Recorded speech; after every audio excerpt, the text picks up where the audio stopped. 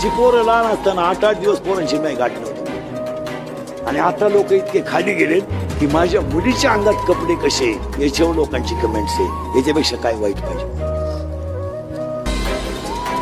आता 4 दिवसापासून माझ्या मुलीच्या अंगात त्या कपड्यावर लोकांनी बातम्या तयार केल्या. पण तिच्या बापान मला द्यावं घोडे, तुम्ही मला घोडे लावा, माझा पिंड गेलाय. माझ्या मुलाचा मुलीचा काय दोष आहे.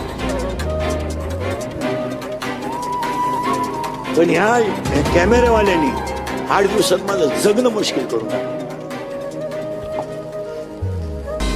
काय मला एक सांगा, मुलगी तुम्हाला आहे, तुमच्या मुलीच्या कपड्यावर एखाद्याने कमेंट केली, तुम्हाला काय वाटेल. आणि मुलीच्या साखरपुड्यात कपडे मुलीकडचे लोक घेतात, नवरदेवाकडचे घेतात का मुलीकडचे घेतात.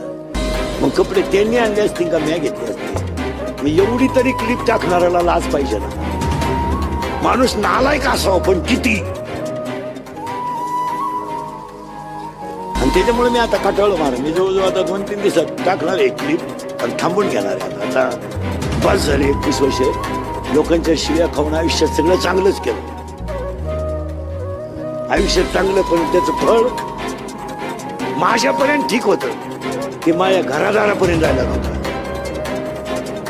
माझ्यापर्यंत मी आजही समर्थ आहे ना उत्तर द्यायला. मला अजून 2 वर्ष आयुष्य,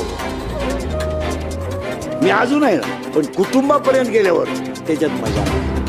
आणि यांची अक्कल इंद्रिकरलाच आली पाहिजे. त्याने कीर्तन बंदच केली पाहिजे. खरंय का खोटं आहे. तुम्ही काहीच बोल,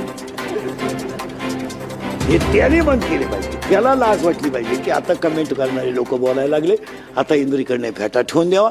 त्याचं त्याने चांगलं सजावं. आम्ही 2-3 दिवसापासून विचार करतोय. मी 2-3 दिवसात घेणार नाही मी. ते मजा नाही राहिली त्याच्यात. तुम्ही दुसऱ्याला काहीच बोलत नाही ना.